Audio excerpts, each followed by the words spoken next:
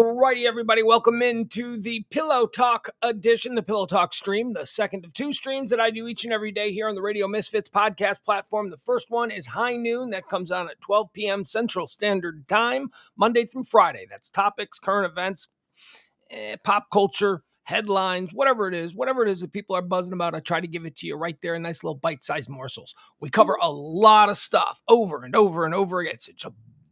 We don't spend too much time on any one subject, but at the end of this show, my pledge to you, maybe you'll know a little bit about what's happening in the world. That's not what we do here, though. This is more conversational. This is myself and James Parker. Look, it's James Parker, ladies and gentlemen. This is our Friday. It is. This is our Friday. And introduce us to our third wheel on today's stream. Who do we got on Thursday? It's Rebecca Pratt. Look at her. What's up, guys? Hey, can I just run?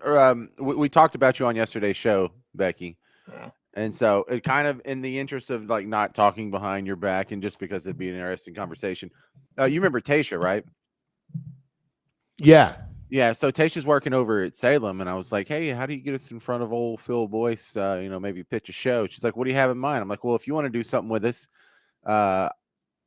it would be me, you, and Rebecca / Osterlin." And she said, "Who's Rebecca?" So she didn't know. So I had to have the conversation from scratch with a whole new person of a mutual friend. And she didn't call you, did she? So anyway, the funny part I haven't heard from her. Right. But the funny part about that is if you and I did a show with Tasha, it would be he, she, it.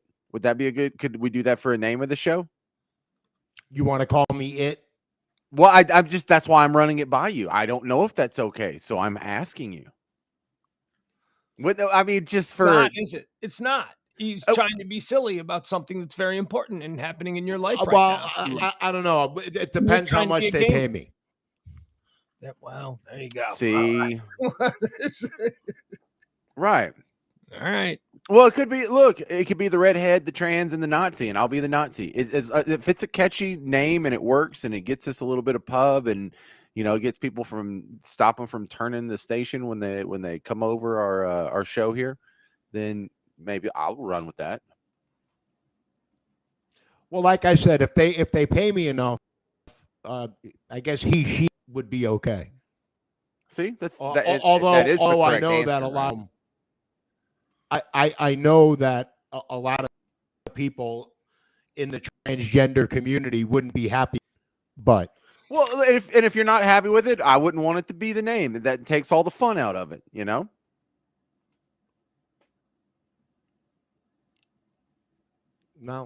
that was it. Just sucked all the air out of the room. Again, let me money you're gonna about and So yeah, somebody just wrote up on the chat board. He wrote, "How insensitive, Parker." Yeah, I'm used to that. Yeah, that's me. Have you met me before? Yeah, he knows. All right. Well, other than that, how was your day, James Parker? Oh man, I had a great day. I didn't have a whole lot of work to do today, so I just spent like 2 hours swimming with the kids. Oh, yeah, so that was great. Swimming with the kids. That's great. How about you, Rebecca? How was your day? It was a big day here in New Orleans where I live. Because the district attorney I told you about last week, who was on trial, right today, he was found not guilty, which is pretty incredible because, as we talked about last week, when you're federally indicted by a grand jury, they've done all the work already. The conviction rate. Like 90%, over 90% conviction rate. They don't jerk around. 97%. Yeah, but he beat it today.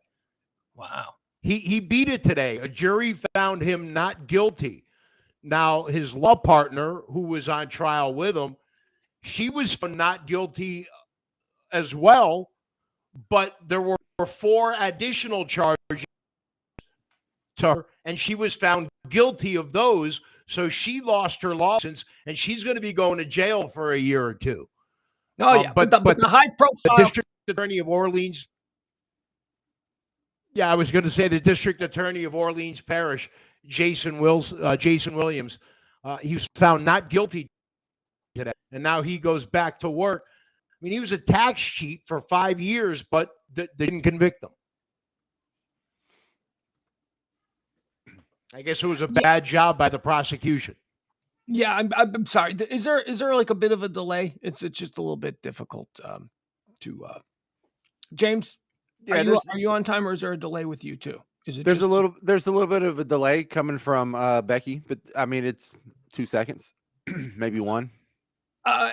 When I say, the feds, they get you 90% of the time, 9 out of 10 times, it's only 9 out of 10 times because that 10% has to be the high profile local corrupt politician. I mean, if anybody was going to defy the odds and beat the feds in a case, it would be a corrupt, well-connected, high profile politician. So, here we are. We fell into the 10% of times they lose. Well, here No, they don't lose. They don't lose the contractor down the block. The contractor down the block who runs afoul of a few things, he's in the 90% that they get to convict every single time. The ones that the news cameras don't follow, those are the ones that they get easily every single time. well, that is the point. The whole point of a jury trial. It's not like the feds were unable to convince them. The feds were unable to convince a jury of just regular old folks in the city of New Orleans that this dude did something wrong. And so if he was put in front of his own citizens, who I don't care if they're necessarily partisan or not, because everyone has their own views.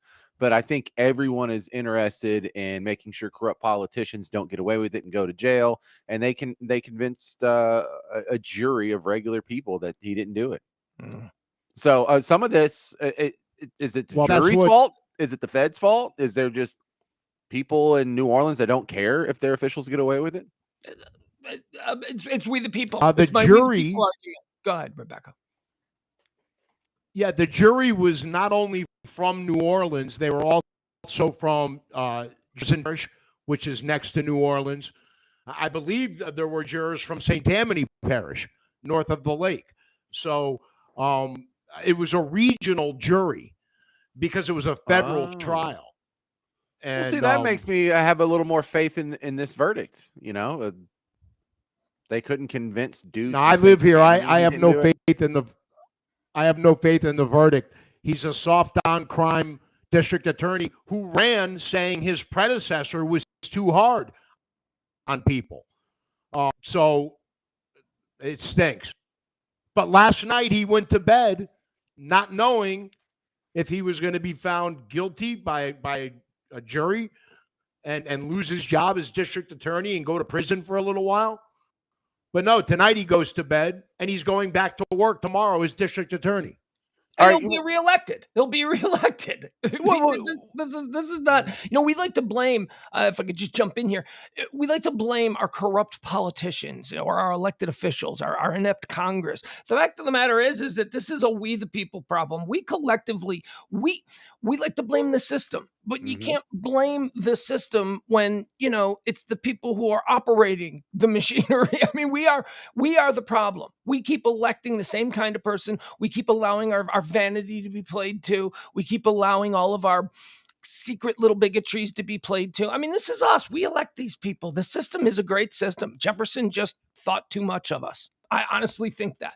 I think Jefferson and the rest of our founding fathers, when they put this system in place, they thought way too highly of the American people. Or maybe they underestimated how, I don't know. Was this along the lines of the archetype or the blueprint that they use for New Orleans corruption, where they have the charity that they funnel money to, and then since it has the nonprofit status, they don't have to pay taxes or declare it as income or election campaign, whatever donations, contributions? Is it one of those? What was the structure of this? I didn't see any charities. I didn't see any nonprofits involved. This was just the district attorney of New Orleans, who the federal government said was a tax cheat for at least 5 years, if not more. And they brought in the guy that did his taxes, and the guy that did his taxes said, "I'm a tax cheat. I cheated on my own taxes, and I cheated on Jason Williams' taxes too." but I guess the jury didn't believe him or just thought it was his fault and not Jason Williams' fault. They blame the guy who did his taxes. And so if you're well connected it now, just stinks for New Orleans. Is not a big deal. It's just not a big deal anymore. If you're well connected, that's not it used to be. There used to be all kinds of things that were a big deal, like being called in front of Congress. You got called in front of Congress, you went. It's not a big deal anymore. You don't have to do that. Rich, well-connected people do not get into the trouble for taxes that we think they do. They just don't. You know who does? The dentist, the guy who runs the private dentist office down on the corner. That's who does. The local car dealer. That's the guy who gets in trouble. But really well-connected people, this guy, taxes, please. That's all you can get him on. Hey, James, you want to do a monologue before we get way too far downfield, or you guys got more you want to do on this? Monologue it is. Monologue it is. All right. Here, I should probably do this first. Here we go. Pause. Yeah. Here we go, ladies and gentlemen. Please welcome to the... See, now I'm all thrown off. It's the 3-second delay. When I fire the button, I want to hear the sound. I don't hear the sound. I get thrown off. All right, resetting. Be a professional, Pugs. All right, I'll try. Welcome to the Comfort Nest stage, James Parker! All right, he wants the floor. Hold on, before he can say anything, give him the floor. He is a prima donna. All right, James Parker, ladies and gentlemen. Turn your mic on, turn your mic on, turn your mic on. Yeah, good crowd. You're a lovely crowd. Thank you so much. So this is Shark Week's coming to a close over on the Discovery Channel, brought to you by the American Bar Association. Get it? Lawyers. It was a thinker. They had to think about it. Okay, that's good. Yeah, Shark Week on the Discovery Channel has been going on 33 years now, and it seems like they're running out of ideas for Shark Week. Last night, I saw a shark jumped over Fonzie. Oh, yeah. Throwback TV reference. All right. You can learn a lot, though, watching Shark Week, Pugs. Popular myth is that sharks are immune to cancer, but sharks are actually susceptible to cancer, especially if they smoke. Come on, fire. There you go. Yeah, I've been watching Shark Week, learned a lot. Also learned that sharks lose as many as 35,000 teeth in their lifetime, or even more if they're on meth. Sure, because you lose your teeth with meth. It's not good for your teeth, Pugs. And sweets. Another thing I learned watching Shark Week, did you know that sharks enjoy hair metal? Becky, do you know what a shark's favorite hair metal band is? Great White. Great White! Yes! So solid. Yes! Solid. Oh, my God. Well played. Laid it up. That was like played. watching the Showtime Lakers. That pass was just ooped up and Proud of you, Becky. Researchers say shark attacks are on the rise this year. And in a related story, I'm encouraging Philadelphia Eagles fans to take up surfing. Suckers. They're garbage humans. Garbage humans. All right. Happy birthday to Lori Loughlin, who's now 58 years old. She's finished in Hollywood, but not because of that college admissions scandal thing. It's really because she's a 58-year-old woman. Okay, you go after women all you want, sir. But Aunt Becky, off limits! Yeah, she's a felon. Didn't she anyway? And finally, a bunch of Aunt Becky fans. Happy birthday. Tomorrow is the birthday of singer Paul Anka. And I don't want to say he's getting old, but he has a new song coming out called Having My Sponge Bath. Ended on a Paul Anka joke with the theme song from a show that ain't been on in 40 years. All right. Hey, Paul Anka, you mentioned Paul Anka. Having my baby. We'll make everybody big again. There we go. Yeah. All right, here's a question for the chat room because I don't really want to figure it out. Paul Anka's daughter is married to somebody real famous. Somebody real famous. Oh, never mind. I just realized it. It is. Never mind. Does the chat room know? I'll give the chat room. Do you guys know? Do you know who is married to Paul Anka's daughter? I couldn't remember it, but now I do. I don't know this crap. No, I don't. Anyone in the chat room? Ladies and gentlemen, Jason Bateman. Jason Bateman is married to the daughter of Paul Anka. Shut up. That's great. Oh, man. The great I love Jason that dude. Bateman. Oh, cool. And I am 73% certain that is true. I don't know. I couldn't remember it, and then I remembered it, and now I'm thinking, wait, is that true? I think it is true. Hey, can I show you boys something? I want to show you something funny that's happening this time of year. It's for me, for being someone from Chicago, it's Lollapalooza season. And oh boy, do we get excited about Lollapalooza season in Chicago. It's the entire downtown turns into the hippest place on the planet. And here, I want to show you. Who's the headliner this year? Is it Ice-T again? I don't even know. I know Metallica is playing tonight, so it was like a big deal. People were wanting to see Metallica. And that brings us to this. I wanted to show you this. This is a local news helicopter. They caught the first guy in line who was trying to get, apparently, if you're like in the first row of Metallica, they might bring you on stage or something like that. I don't know. Do you guys know about this thing? Is this a thing at Metallica shows where the first row gets brought on stage? So here's a dude who was waiting all night for the gates to open at Lollapalooza. He wants to see Metallica. By the way, Metallica goes on 1 hour from now. They go on at 10:15. And this was this morning at like 7 a.m.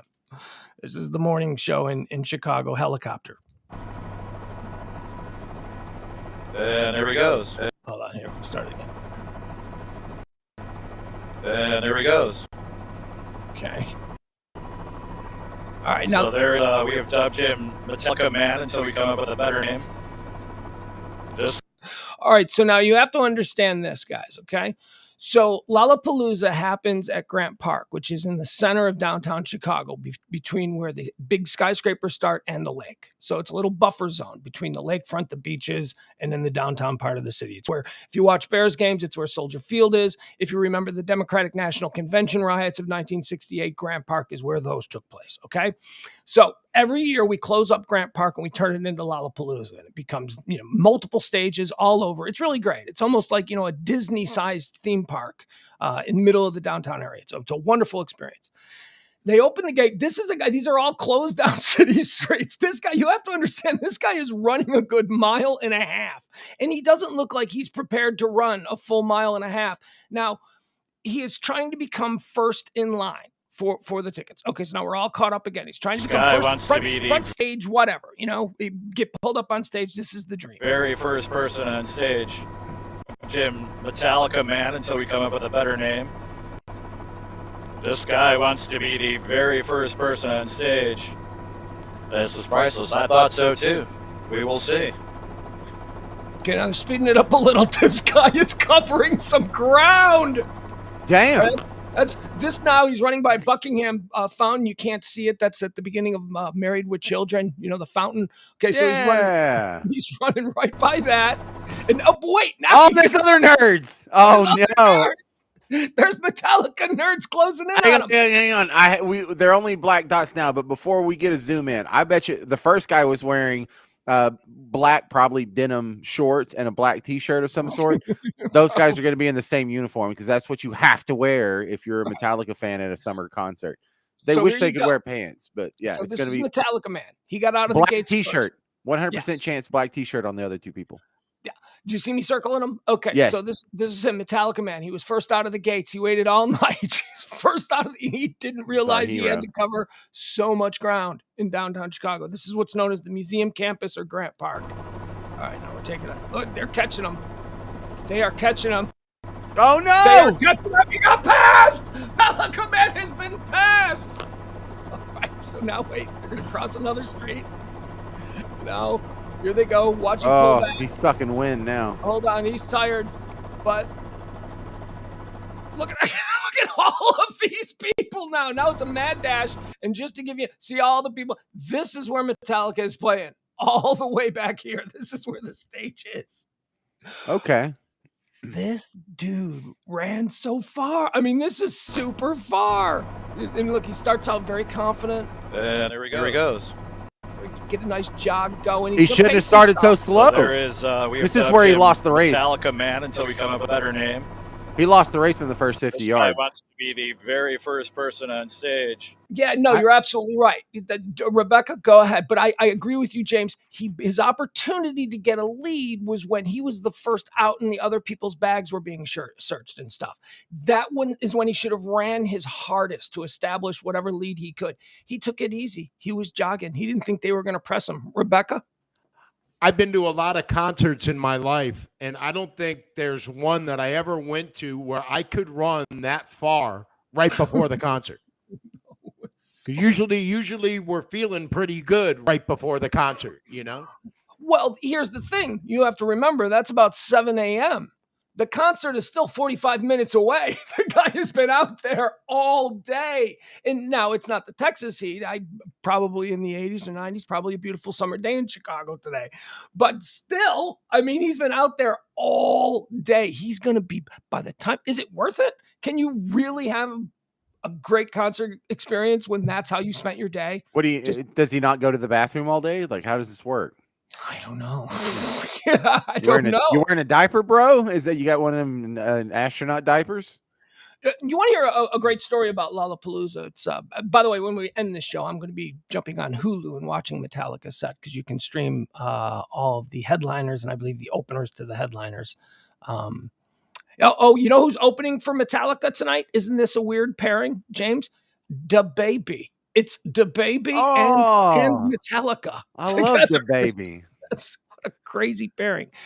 Okay, so one of the cool things that people do at Lollapalooza also was announced today.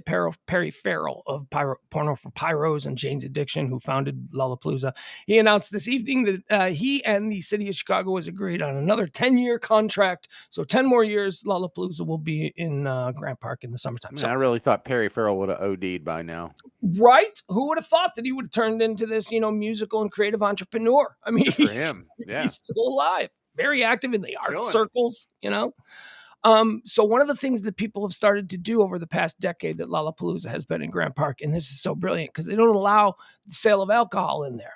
So in Grant Park, there are things called booze gardens. Now, have you ever heard of a booze garden? Sure. Okay, so you know what a booze garden is? What is a booze garden, Rebecca? Tell me, because this is absolutely brilliant.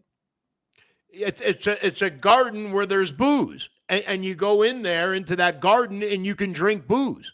Yeah, essentially, it's the idea that once you're inside for Lollapalooza and they close you off, you're not going to be able to buy alcohol inside those concert venues. So you go there, you go to the public park a week before and you dig a hole in the ground and you stick a frozen bottle of vodka in there.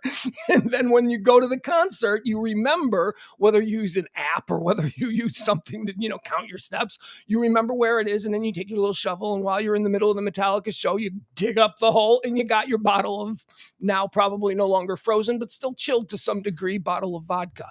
And they're all over Grant Park. It's a legitimate thing that they do. Booze gardens. All right, I never heard of that. Never heard of that. That's cool. Yeah. Wait a second. Well, some people plant seeds in the garden and other people plant booze in the garden.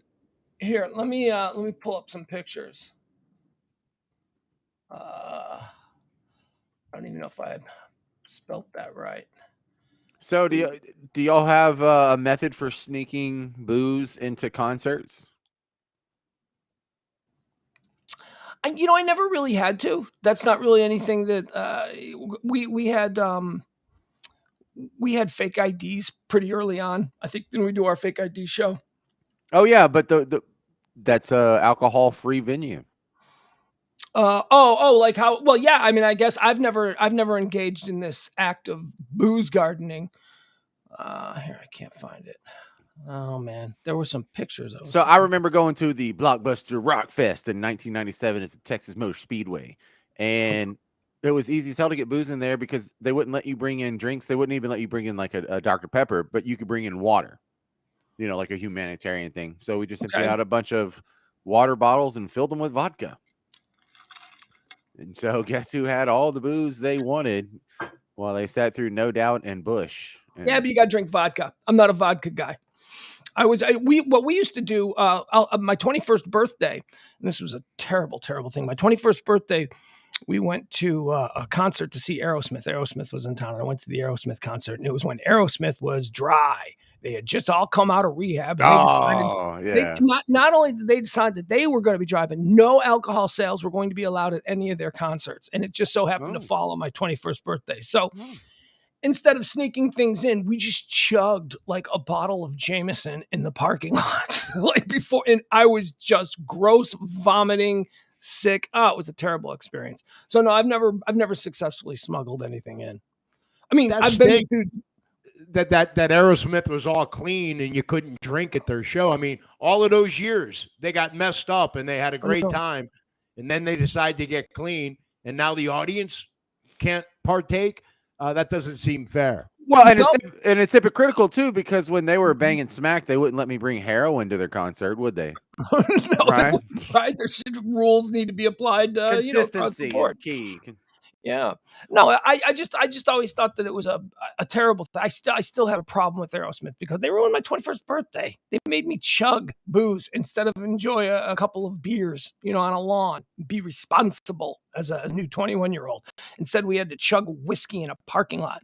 And the gall of being like, yes, I can't handle my alcohol. And you know what? You people shouldn't be drinking either. Oh, screw you. I just spent a lot of money on this ticket. Because regardless of what it is, compared to ticket prices today, it wasn't a cheap ticket to see Aerosmith in 1993. It wasn't like they were giving those things away. If you were, you have a right. You have a right to feel offended if Steve and Tyler and Joe Perry are looking at you like, "Hey, you should really slow down on the alcohol." It's like, yeah, or what? Who are you? It was the whole "we can't handle it, so you probably can't either" attitude that I thought. Yeah, you hear this stuff's not good for you. Shut up, guy who just run around with a needle out of his arm for 10 years. The toxic twins are telling us we can't party. Mm-hmm. Yeah, no, you can't party. You're the ones who are the legendary F-ups every time you go near the stuff. We've been going near the stuff, we're probably not to the consistent degree that you have, but, you're the ones who have the well-documented history of not being able to handle it. We're fine. Work on yourself, toxic twins. Yep, never been arrested over here.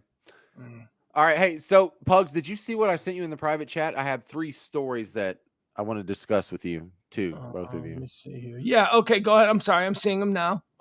Which one? So we'll just start with the first one because it's weird, dude. All right. Can you pull it up on the screen, or are we just gonna read it awkwardly? Or is this horrifying footage appears yes. to show? Okay, yeah. Well, let me see where that is. Let me see. We'll pull that because up. do you want to watch the horrifying footage, or you want to just talk about it? When I saw this circulating, I don't want to see it. Do you want to talk about? I mean, I hadn't hit play on the video just because the subject matter is so freaking I don't weird. want to show it. I don't want to show it. But go ahead. You want to talk? Unless you want me to show it. I mean, it's no. There was another video going around of some Korean or something dance band. Did you see this? And they were performing in Hong Kong, and the giant video monitor that hangs above the stage collapsed and crushed all of them. I didn't look at that today either. Oh my God. No, that's happening in Hong Kong right now. It's like a very famous pop band has been crushed. All right. Well, people don't know. On them. Okay, but people don't know what we're talking about. There's supposedly a video that's going around of Russian soldiers with a captured Ukrainian soldier, and supposedly they castrate him. I saw a still photo from the video, supposedly, allegedly, reportedly, whatever. But I have not clicked play on that video. But there's some stuff to discuss here. Can you at least, if you got the link up in another window, just share it out so people know I'm not making this stuff up. Get the little Yahoo News headline or something, because that doesn't even sound real. That sounds like some horrifying, like Saw Part 6 or Hostel or something. Like, there it is. Okay, good. So I don't sound like a crazy person anymore. Russian captors castrating a Ukrainian prisoner of war. And if you scroll down, there's a still frame there, and this is all I've seen of it, but I haven't been able to push play on this yet. Yeah, we're good. I don't want to scroll down. Good. Yeah. I don't want to. Well, they don't show nudity. Yeah, but, no, it's excessive. It's just bad. It is. It is. Bad juju. All right. First off, what's the likelihood that this is fake? Please, God, tell me this is freaking fake. Because war propaganda? Mm-hmm. Is that what you're asking? Yeah. Well, Ukrainian, you would have think Ukrainian generated war propaganda. And this happens every war. There's some exaggerated war crime claims. Mm-hmm. Like one of the most notable ones that comes to mind is when Saddam invaded Kuwait. Supposedly, there was Iraqi soldiers that were going into like the NICU, the NICU, and throwing babies out of the incubators on the floor or whatever. And of course, that's so just horrifically barbaric. Of course, it wasn't true. Right. And so sometimes I think, I hope this is one of those stories, but then again, there are some of the videos that turn out to be true of people getting their heads sawed off or whatever. And so I don't know about this one, and I'm too much of a wuss to pursue it much. But what do you guys think? I don't want to see it. Yeah. Do you think it's true? Wait, you've got Russian soldiers now who are castrating other soldiers and then sharing it on the internet? Okay, yeah. So number one, why would they do it in the first place? Number two, don't they know it would be bad for the cause if they filmed it and then shared it? Wouldn't it make them look like the bad guys? Like, hey, clearly they're the baddies here if you're cutting off some dude's ween. And it's not like it's President Zelensky. It's just some grunt you caught on the front lines. Well, the world already knows they're the bad guys. There's only one group of bad guys when you're talking about that war. Well, they could both be bad guys. Like in the Iran-Iraq war, they're both pretty bad guys. I didn't want the Ayatollahs or Saddam Hussein to win. There's not always a clear-cut good guy and bad guy in times of war. But in a instance like this, that's why this is so dumb, is because clearly you're making yourself the bad guy if you're cutting off some dude's wiener and filming it and then releasing it. You're making yourself the bad person. This is not good for the court of public opinion. Boy, and war has changed a lot when you could share what's going on the battlefield during war with people on the internet. Well, something else that comes to mind, how much stuff has already been bad reporting? The Ghost of Kiev, the martyrs on Snake Island. We've gotten some real bad, obvious, what seems like in hindsight obvious war propaganda at the time, but it was reported like it really happened for a couple days but also going the other way, there's also stories that we don't see. I mean, there's all kinds of propaganda that the Russian people have been told by their side, stories of heroism and victories and all that. That just comes with war. You forced me to do something that I had been avoiding all day, because this story has been around all day, but you did it. And now I'm forced to think about the story. See, I wasn't even going near it. I saw the headline. I moved on. But you asked an interesting question, and that is, do I believe it? That's the question you're asking. I see. I hadn't even want to consider it. I didn't even want to give it the dignity of existing. But you are taking it, to me anyway, in an interesting place. I guess I would have to say it's possible. War is terrible, but it is equally possible that the Ukrainian propaganda, the Ukrainian military, the Ministry of whatever, they've been very active. I follow them on Twitter. I see all of their stuff, and they have done some real eye-rolling stuff over the course of the past 4 or 5 months now that this war is going on. So I don't know, James. But if I got to think about it and I got to believe, is it real or is it not real? I'm going to hope that it's not real, but I'm going to say it's possible. Jeff brings up a good point. You're putting a war crime on tape. If you're going to commit a war crime, would you really record it and allow it to get out? Does a 19-year-old kid, from Siberia think about that? I think he does. Do you really? You think they're aware of that kind of stuff? They're not just,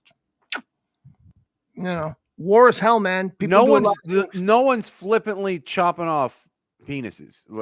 This is a big decision in anyone's life. Look at it's a weird decision. It's the kind of decision where you look at your squad leader differently after those orders get put out there. It's like, right. Okay, I don't know if that's a dude worth dying for. Somebody that's yeah, I don't know. Anything else, Rebecca? No, I'm with you. I hope that that's not real, but if it is real, that won't be the first war crime Russia committed with this deal with Ukraine. So yeah, but again, it goes back to how much is what is. I have no idea what's real and what's not real coming out of there. I mean, I know what I think. I know that I know what side I'm rooting for, and I know who I think the aggressor is and all that stuff, but I don't know. There's been so much. But didn't we know, James, and you name checked the Ghost of Kiev and the Heroes of Snake Island, you name checked both of those. Didn't you want them to be true, though? I mean, but even in the moment, I was a little bit like, come on. This is early in the goings here. We're trying to really rally up morale. Yeah, and you do, and in the same token, the same people that wanted that to be true, that probably want this to be true. Clear cut proof that they're in the right and Russia's in the wrong, and this Ukrainian profile flag in my profile picture is not going to come bite me in the ass later when it turns out both sides are sucky human beings that don't deserve our support. But most people aren't as neutral as me in these situations. Yeah, I don't need this. I mean, I've seen enough firsthand raw footage of apartment complexes being leveled by the Russians. I mean, I know that they are just indiscriminately killing civilians. They're not targeting anything. They seem to just be targeting the flattening of a metropolitan area in both the east and in the west. So, I mean, I don't need to see this. War crimes, more crimes. I don't need to get wrapped up in this whole thing. Hey, I do have something. Can we move on? I don't want to cut anybody off. If you had some more. I was about done with that. Well, I was going to. There's a joke in there that I was kind of working on, like maybe Becky should volunteer for the Ukrainian front lines or something. Or... Becky, I had a feeling you were thinking that I needed something like that. Don't have to put up with it. No, don't get excited over there, Becky. You stay home side. I'm on your side. I am. Okay, so today there was a big controversial vote in the Senate. It has to do with veterans. A lot of you know I used to work with veterans, thanks to my buddy Rob Barr, who is, I don't know if Rob's in the chat room right now, but he runs one of the most commendable, and in my opinion, well, actually not just in my opinion, they rate these things. There's like a Better Business Bureau of charities. Rob runs one of the highest rated and best and longest running veterans organizations, hireahero.org. So the veterans thing is kind of a stick in my craw. I've always I had a problem with the way we treat our veterans. And today there was a big controversial vote. We're not going to get into the politics of it. However, this is the issue of the burn pits. Now, the only reason that I know about burn pits, the only reason I've ever heard the phrase burn pit used is because of Jon Stewart. Jon Stewart, when he walked away from the Daily Show, Jon Stewart basically said that he wants to dedicate his life to doing things that, make the world a better place and make him feel like a better human. And one of the big things that he did was he immediately embraced the veterans community.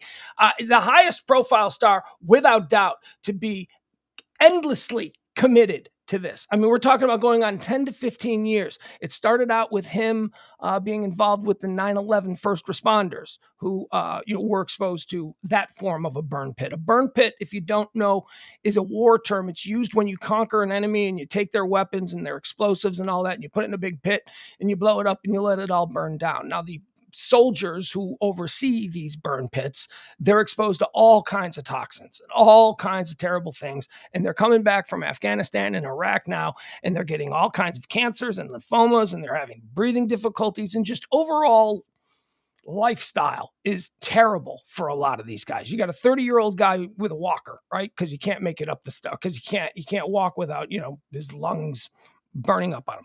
So this has been a thing that Jon Stewart has sort of dedicated himself to. And he walked away from a very lucrative, high-profile show to do this and other projects, but this has been his main project. And today the rubber hit the road when the United States Senate was asked to pass this bill that would offer support to these veterans who are seeking additional VA benefits for these particular specific injuries caused by burn pits. They lost. Politics, whatever. It is what it is. Election year, they lost.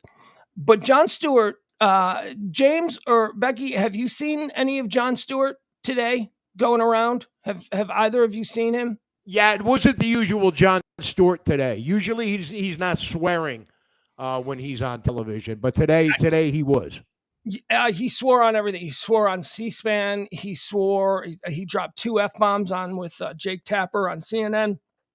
James, did you see any of the Jon Stewart stuff from this afternoon? I saw some headlines and links, but I didn't hear a second of it.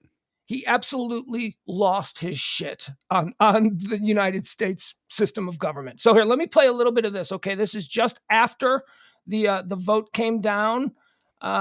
This is Jon Stewart. This was on C-SPAN. He walked out in front of the Congress and walked up to the microphones, and this is how it went down. Here, I want to play this. We're going to play the whole thing. It's a 9-minute presser where he's ranting and raving, but I do want to play a portion of it. And then there's a couple of other things. So here we go. Here is Jon Stewart today, after the United States Senate did not pass a supplemental health care bill, which is, VA tied. It's an addendum to the Veterans Act. It would have specifically helped those Iraq and Afghanistan veterans who are returning after suffering problems with burn pits and exposure to toxins. So ain't this a bitch? Yeah. Ain't this a bitch? Yep. America's heroes who fought in our wars, outside sweating their asses off, with oxygen, battling all kinds of ailments, while these motherfuckers sit in the air conditioning, walled off from any of it. They don't have to hear it. They don't have to see it. They don't have to understand that these are human beings. Do you get it yet? Do we see that these aren't heroes? These are men and women, mothers and fathers, sisters and brothers, that we just let stand outside in the heat when they can't breathe. I'm going to read you something. This is beautiful. I'm going to read you something beautiful. You know what? I said a curse word, and I'm sorry about that. That was my fault. Let me say something beautiful. This is a tweet from Senator Rick Scott of Florida from yesterday. It's beautiful. And I'm sorry about the cursing, and let me say something beautiful to make it up to you. I was honored to join the USO today and make care packages for our brave military members in gratitude of their sacrifice and service to our nation. And there's a beautiful picture. I wish you could see it. He's standing with a little package. Did you get the package?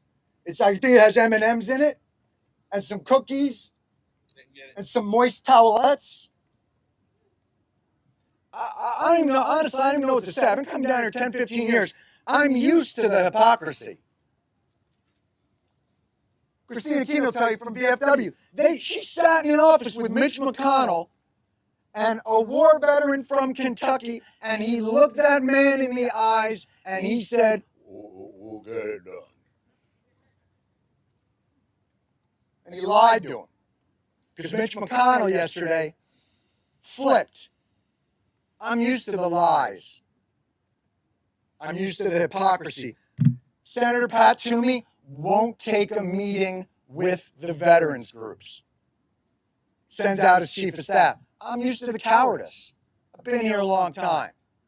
Senate's where accountability goes to die. These people don't care. They're never losing their jobs. They're never losing their health care. Pat Toomey didn't lose his job. He's walking away. God knows what kind of pot of gold he's stepping into to lobby this government to shit on more people.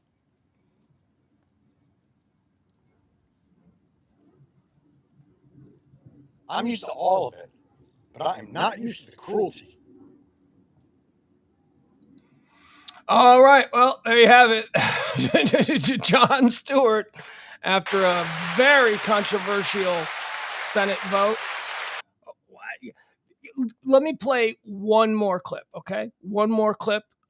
Jon Stewart then started making the rounds on the TV talk shows. And what I appreciate about Jon Stewart is a willingness to go into what would be perceived as the belly of the beast. If you will talk to him, he will come on your show. He went on Newsmax, which is a very, you would think anti-Jon Stewart point of view type of station. He went on Newsmax, and here, let me show you what went on there. Okay. Yeah, here it is. Okay. Here's Jon Stewart after he went in front of the press on C-SPAN. he then started to make the rounds, and he went on. I don't have Newsmax. I mean, I guess it's an app. But here, this is how good he is on this subject. But I did want to point out, just to push back a little bit on this. So the Republicans, when you say what you said, they do not support veterans. The Republicans push back, saying there is unrelated spending within this. It's not. It's just not true. What they're saying is they don't like that it's mandatory as opposed to discretionary. There isn't unrelated spending to it. They're saying there could be if there wasn't oversight, but that's what the Senate's job is. The bill itself is incredibly detailed and prescriptive about what it's for. It's about treating and preventing the different conditions that veterans are coming home with, including cancers and chronic bronchiolitis and all these other issues from their exposures in Iraq and Afghanistan. And to push back on what they're saying, what if this creates a slush fund, right? So are you familiar with something called the OCO, the Overseas Contingency Operations Fund? Fairly, yes. So every year, $50 billion, $60 billion, $70 billion is added to what's called the OCO, on top of the $600 billion, $700 billion, $800 billion that goes to the Defense Department. That OCO fund is actually a slush fund. $60 to $70 billion every year. No oversight, no guardrails. And every one of those Republicans that voted against health care for veterans voted for the slush fund for the war. They don't support the troops. They support the war machine. And that's got to stop. The value in the U.S. military isn't in the toys. It's not in the hardware. It's not in the tanks. It's in the men and women. And until they start supporting them in the manner that they purport to online, they are hypocrites. It is. All right, there you have it. Now, my question to both of you is, tell me why I shouldn't vote for Jon Stewart for president next time around. Tell me why. If the other side could get the guy that was a game show host from The Apprentice and make that okay, tell me anything about what you just heard from Jon Stewart that says that he wouldn't make a better representative of the people in the Oval Office than we've had in quite some time. I'll sit back and wait for your answers. The floor is yours, boys. And Becky? Well, he's right that our veterans deserve to be treated much better. He's 100% right. And I don't agree with Jon Stewart on everything. But if you're talking about the guy that's in the White House now, sure, Jon Stewart would be a better president than him. But I think it stinks when our veterans get crapped on. And obviously, Jon Stewart is standing on that mountain right now. So good for him. He has been for well over a decade. This is what he walked away from his show to do, to work on subjects or policy issues like this. James? I get hyper skeptical when anyone's that emotional about a subject, and both the left and the right, Republicans, Democrats, Libertarians, everyone agrees. So it's politically popular and it's politically palatable. So you're suggesting that he's being a bit performative there. You're saying that you're. No, I'm not saying it's not genuine. Okay, because he walked away from an incredibly good gig, right? And I'm not saying he doesn't mean what he's saying. Things. But when people are making a very, very strong emotional argument, a lot of times it's because there's not a very strong argument that's not emotional. I mean, just built on algorithm or facts or whatever. And look, you lack emotion anyway. I mean, you're not an emotional guy. You're very calm and even keeled. Yeah. So maybe when you recognize somebody who's passionate and emotive, you maybe get a little confused. Go ahead. Well, look, when poor decisions are made throughout the history of empires, it is when the populace has been emotional, not when they've been calm and collected. And it's when they get whipped into a frenzy. It's when they get scared. It's when there's fear in the air that they make bad decisions. But like the comment over there, Jeff says, Senator Joni Ernst from Iowa is a veteran of those wars and effing voted against it. Well, maybe there's something else wrong with the bill other than the fact that it's trying to help veterans. Maybe this isn't the best way to help them. Maybe there is some spending concerns or functionary concerns, or the fact that it becomes mandatory rather than discretionary. It is a concern. That seems legit to me. Let me hear the other side of the argument. The other side of the argument is that this would have been perceived as a win for the White House, and there are midterms coming up. So you can't allow anything good to happen for the American people that could be unfortunately attributed to some sort of progress the White House is making. That's why. That's why all of these people who voted for it overwhelmingly just a couple of weeks ago flipped their votes today, because they didn't want to give Biden a win. That's what this is about. The party didn't want to give Biden a win in the face of honest to God American soldiers, veterans, working class people. That's all this is. This isn't political. I mean, there were people like Marco Rubio who voted for it. You know, I mean, so you know that there's not a legitimate beef with the amount of spending or the way it was spent or the way it's allocated or where it comes from or how it's going to affect future budgets. That you already know in the heart of all their hearts that's the reason they did it. It's just because they didn't want to give Biden a win. Here's what I do know. I do know that we are in a hyper-partisan era, so it wouldn't surprise me if this was all about not giving something that could be interpreted as a win for Biden. I understand that. However, I am familiar with this bill based on all the stuff that I watched this afternoon. I saw all of the Jon Stewart stuff. This bill was crafted meticulously, specifically to be bipartisan. Both sides, both parties were on board with crafting every single comma in this bill. They wanted it to be bipartisan because they knew it was important. There is nothing wrong with this bill. Jon Stewart explained it on Newsmax. The talking points that are going out to the right is that there were problems, but there weren't, because it was Republicans who signed off and crafted this bill. Every step of the way, this isn't a liberal bill. This is a bill to help people who we injured, our own negligence. That's all. And it does appear to me, and you're right, James, I have no way of knowing what's in the heart and minds of these people individually, but it does look like it's strategically advantageous of them to just not give the White House a win or something that could be perceived as a win, even though it shouldn't be, because it's nonpartisan. Any president should do this for the military. Becky. And I agree, and it's a sad day in our country where, if what you're saying is true, Pugs, where politics takes over on top of veterans, we have a big problem. It's a big problem in our country. And we saw this, by the way. We saw this with Trump. We saw the Dems doing the same thing. We saw Pelosi in the House stopping just about everything, simply because, not that it was necessarily good or bad for the regular people, but because it would have been perceived as a win for the opposing party. I mean, this is how we do it now. This is why the announcement of the third party today got me so excited. I'm like, this is what we need, a third party. Yeah, you talking about the Ford party?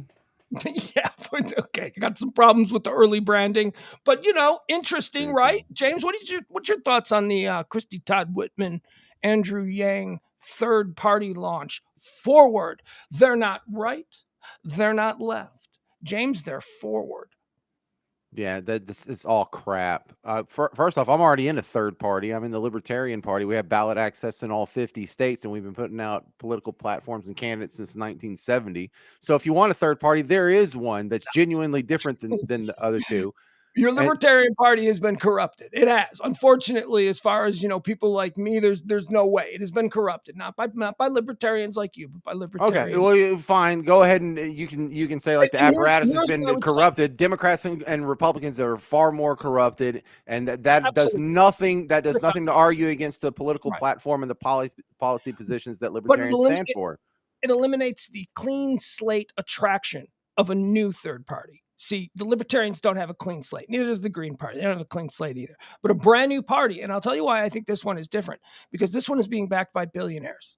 None of these other third party, these fringe parties, could ever wrangle enough billionaire dollars away from the established two parties to really make a run at it. Your Libertarian Party doesn't have the kind of billionaires that Andrew Yang has put together to back the launch of this legitimate third party. Now, ballot access, that's going to cost billions of dollars, and they seem to already have it.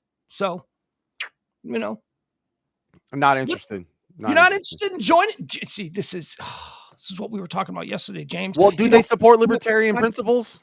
Who knows? We don't know what they support yet. They don't even have a platform. Well, then how the hell could I support them? Because they promise to be moderate, and they're not the one. And they're F them. I don't want them to be moderate. I don't like moderates. Moderates, look, moderates. Okay, so now centrism is a problem. What now? What now? You want what? Far right? What do you want? Centrism. It's where most of us are. It's where we all come to compromise in the center. And how can you support them if you don't know how they feel about abortion? Right. How could you make a decision? Well, here's what I would hope. I would hope that this third party doesn't make abortion a platform issue. I would hope that this third party would be like, oh, Jesus. But let me tell you why. Let me tell you why this way moderate more talk. important things about this country than abortion. Let me tell you why this moderate talk turns me off, because the Democrats would like to have a budget that's about $5 trillion. The Republicans would like to have a budget that's about $4.5 trillion. The Libertarians would like to have a budget that is whatever the revenue is, or probably less.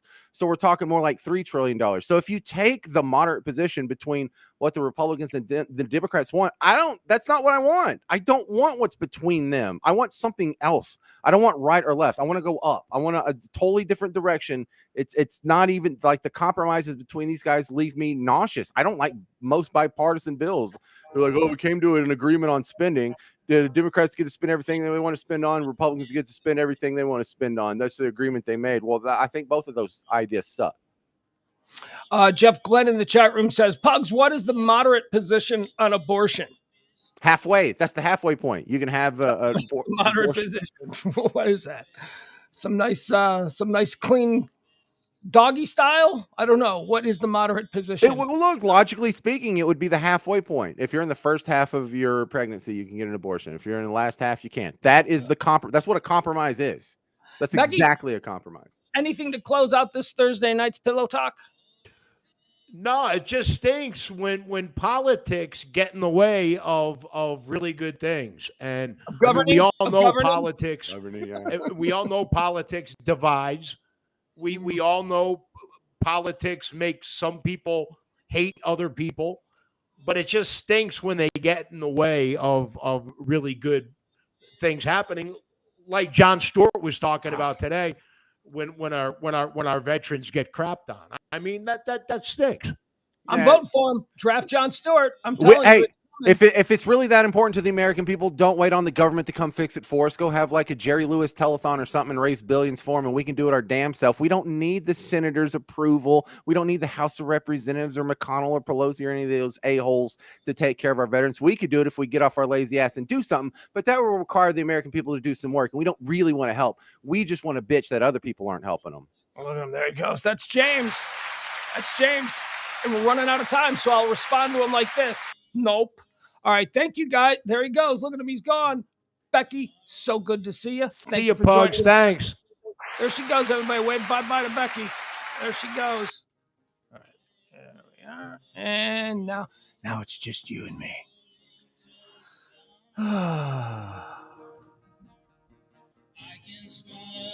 Tip the show if you can. I'd appreciate that. You guys are awesome. We run on your gratuities. Treat me like your bartender, your barista, your valet, whatever. Cash App, Venmo, PayPal. It's the end of the month. We need to raise money. We didn't do anything this month. But that's okay. That's because of me. I haven't been pushing. So if you can, you can. If you can't, you can't. Look at me, world's worst salesman. I love you anyway. Join me tomorrow for high noon, 12 p.m. Central Standard Time. And that's it. I'll see you. Thank you. And good night. Why is it August? Suddenly it's awkward tonight.